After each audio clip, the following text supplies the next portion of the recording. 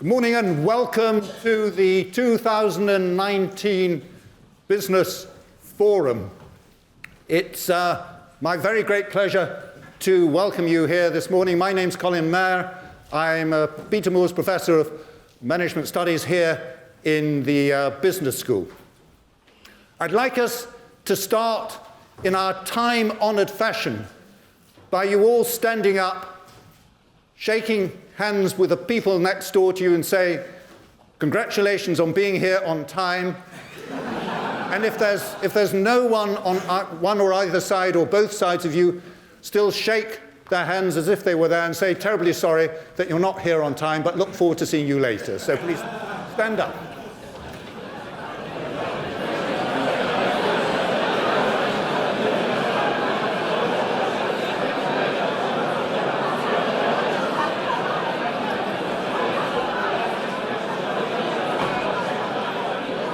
Thank you very much indeed.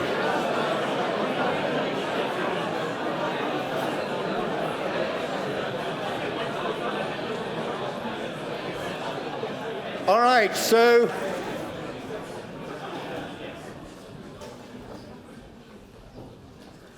you are all in for a real treat today because you're going to, as the MBA students, be bringing together all that you've been learning over the past 9 months or so in terms of the various parts of your course. And for those who are running businesses, you'll be hearing about how you will be running businesses in the future.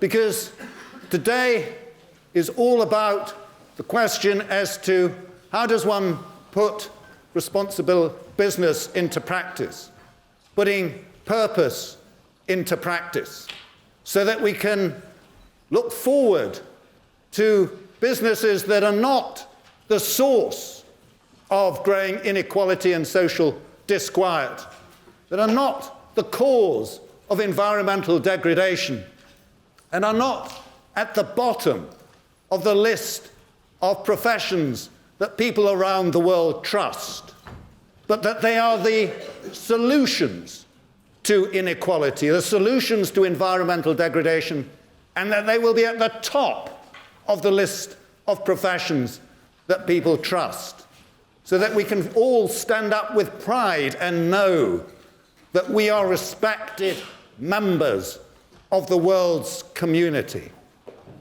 But this isn't just about saving people or planet, it's about business that works, that business makes money, does so in a way that enhances our well-being as people and planet. And the importance of this stems from the fact that the purpose of business is not to produce profits. The purpose of business is to produce profitable solutions to the problems of people and planet. And in the process, it produces profits. But profits are not per se the purpose of business. And everyone who runs successful businesses knows that to be the case. And they don't profit from producing problems for people or planet. Instead, what they do is they commit to their corporate purposes. And they commit to those who help to create those corporate purposes. And those people, in turn, commit to those corporate purposes. And that gives rise to reciprocal relations of trust and mutual benefits, to more loyal customers, to more engaged employees, more reliable suppliers, more supportive shareholders and societies, and therefore to more profits. And underpinning that is the trustworthiness of business to do that, to uphold those purposes. And underpinning that are values of business, values of integrity and honesty, and cultures of commitment to those corporate purposes. Now, those values are based on the significance of not just finance to companies, but their human, social, and natural assets And we need to be able to measure and value those. And what today is all about is telling us how we can measure what we need to manage and giving us a real practical understanding. This is not about aspiration, it's about implementation. How to do it in practice, how to have those measures that one can then manage. And you're going to be hearing from a remarkable group of business leaders from some of the most prominent, largest companies in the world, from some of the leaders of institutions that are investing in this, the great thinkers about what we need to change to make this happen. And you're going to experience this in the context of provocations, not speeches, provocations to engage you in the form of panels and master classes that will give you a real insight into how to do it. The presentation of case studies that will show how companies are actually doing this in practice. And at the end, we'll debate this all in an Oxford Union-style debate. And it's not just that you're going to hear from business leaders and investors. What really marks out this forum is it brings together the current generation of leaders with the next generation of leaders, namely the student body of this school, the MBA students. And many, if not most, of the presentations today will be from them. And in particular, they will be leading the debate that we'll be having this afternoon. And what we want you all to do is to participate actively. This is about engagement by you quizzing and probing what you hear, questioning, and giving your views. Speak up and speak out about what you hear today, however critical you might feel about what you're hearing. The more critical, the better. So that's what's going to happen today. And to get things going, I'm very pleased to be able to introduce the dean of our school, Peter Tufano, who has literally flown in from the US, got off a plane to be here in time this morning to be able to introduce today's forum. So please give Peter Tufano a warm welcome.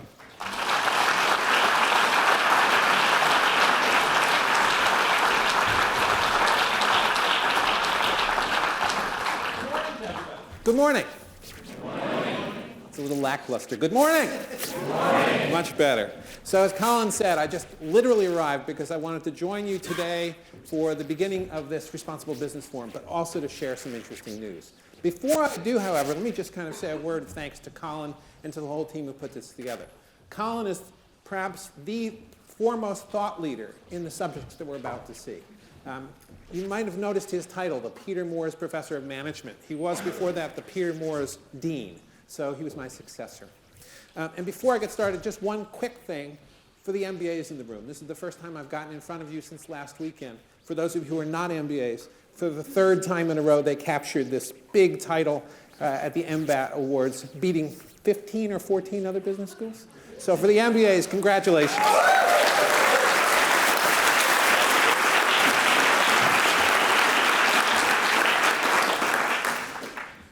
Colin's already eloquently talked about what today is all about, but I'd like to try to put that into relief in the business school for a moment. Today is about putting purpose into practice. And what you're going to hear about is metrics, I think, about how to measure things. But other elements that have to be aligned in order to bring purpose into practice. In addition to metrics, you need organizational design, you need the incentives that you set up for staff, and you need governance. You may not think about the governance of the business school, but it turns out that I have a boss. I have many bosses. This is Oxford, so we have many bosses. And part of the governance of the school, the important governance of the school, is something called the school board. So the school board consists of business leaders, it consists of alumni, it consists of faculty, it consists of executives from the school. And the chair of the school board is interesting because the chair of the school board is my boss. And I've had that privilege in the last 4 or 5 years of working with Howard Stringer, who was the chair until recently. Howard, as many of you know, was the CEO of Sony and of CBS before that. And I participated in an unusual process, which is hiring my boss.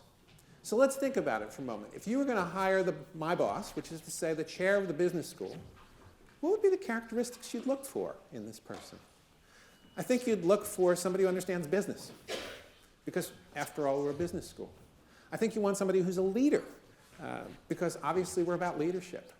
Given the global nature of the school, I think you want somebody who's completely global. But it has to be more than that. At this school, this kind of language about purpose has to imbue what we do, but it also has to characterize what this person would do as well. And then in terms of common values, sure. But let's make it even harder.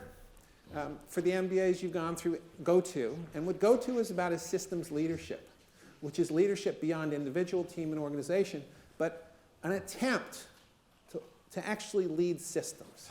And so if you could have it all, you'd want all of that and somebody who is a system leader, who took their position and influence from their existing organization and used that to try to change the world.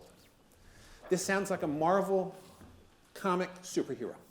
And I'm humbled to announce our new chair.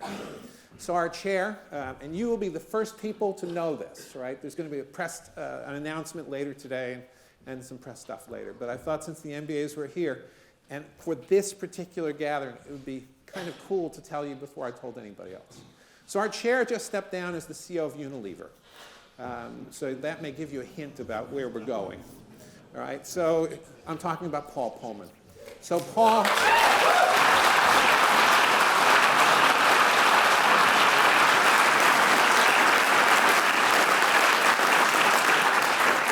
So Paul, as many of you know, ran Unilever for about a decade. He ran it in a way that tried to make sure that he did, in fact, profitably meet the needs of people and planet. It wasn't always easy. In addition to all the other things that he did in Unilever, Paul used his position in order to try to make the world a better place. Those SDGs that we look at, he was on the committee to establish them, and now on another group to try to make sure that they happen. He co-chairs the B team. The list of things that he's involved with is amazing. And it seemed impossible when I pitched to him in January at Davos that he would come and he would be our chair. Now, just for those of you who are wondering, what is this all about? This is not an advisory group. This isn't come once a year. This is a governance group. The board approves changes in curriculum. They approve major financial transactions, capital transactions. They approve when we launch new programs. This is actually a working role. And so Paul has agreed, and I'm humbled that he's agreed, to come and spend time with us and to chair the school board.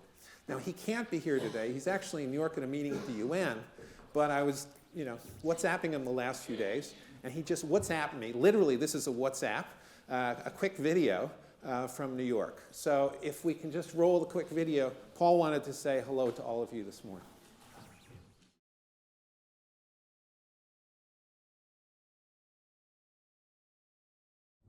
Well, hello everybody. Sorry that I can't be with you, but I had a long-standing commitment here in New York.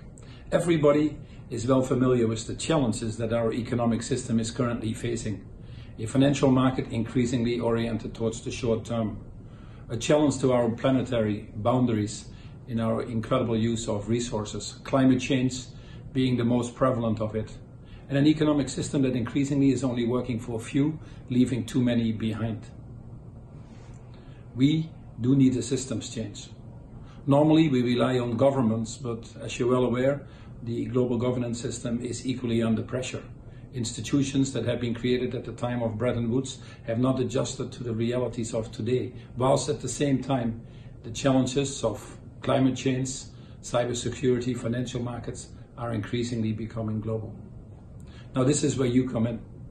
I do believe that we have all the answers to the challenges that we face, or at least most of them, to really bring fundamental changes to our economic system. We actually also have a plan called the Sustainable Development Goals, a plan for the next 15 years to irreversibly eradicate poverty and do that in a more sustainable and equitable way. 17 goals, 169 targets. And yes, all doable. Whilst technology and innovation is always an important element, I do believe that most of the things that need to be done, we can actually do today if we decided to do so. Hence, our scarcest commodity right now is willpower. And that comes from leadership. Courageous leadership, at times uncomfortable leadership.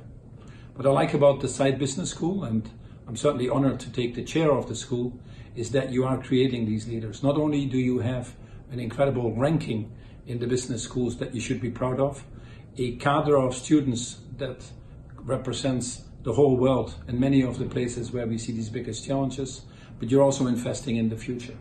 Your power station is, amongst other things, a wonderful example of that. I'd like to congratulate you today. I'd like to thank Peter for his enormous leadership of the school, and I hope to meet you all soon in person. Thank you very much.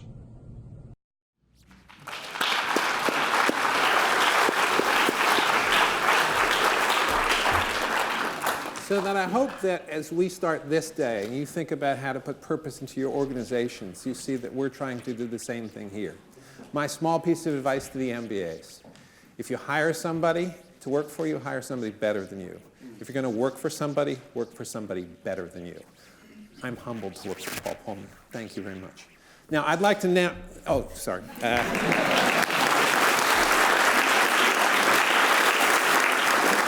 I'd like to now turn it over to Bruno Roche from Mars. Mars is our partner in this Economics and Mutuality project, and has been for years. And Bruno is an important thought leader in this space. And welcome back. Thank you, Peter. Thanks so much.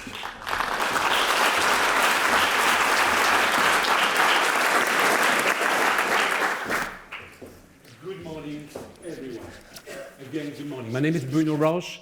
I work for Mars. I've been working for Mars for the last 28 years. I saw so many faces that I know here, so welcome back, my friends, but also welcome you all, the newcomers. Today, we're going to talk about business, but not any kind of business that really perform. Business actually have this purpose at the center of their activities. And it's not a vain word. It's not something just to put on a screen or on the wall of your company. It's about purpose that drives the strategy. It's about purpose that actually give hope and give a vision and give a calling to the people around us.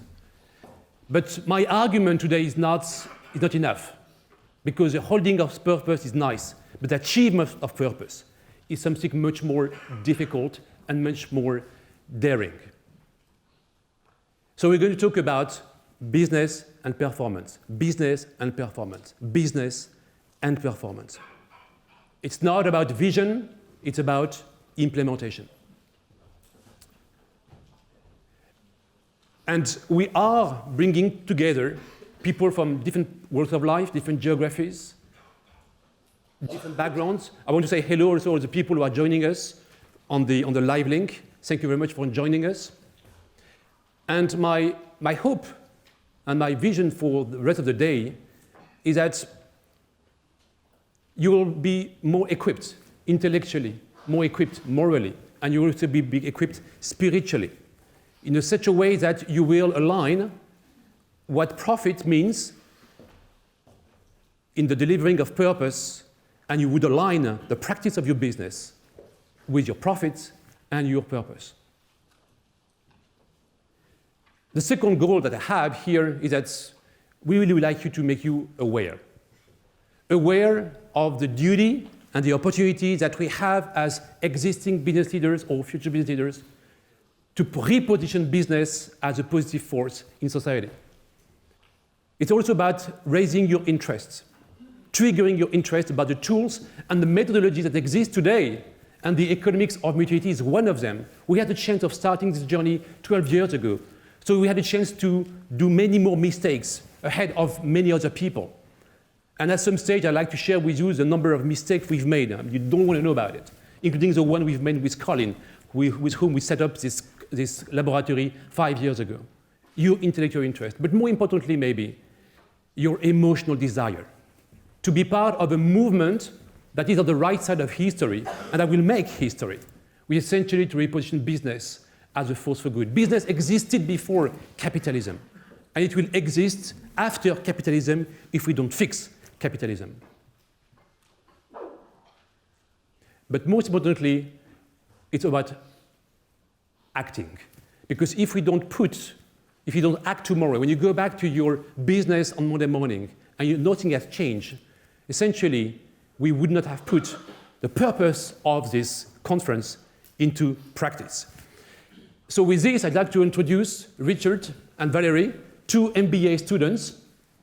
Please come.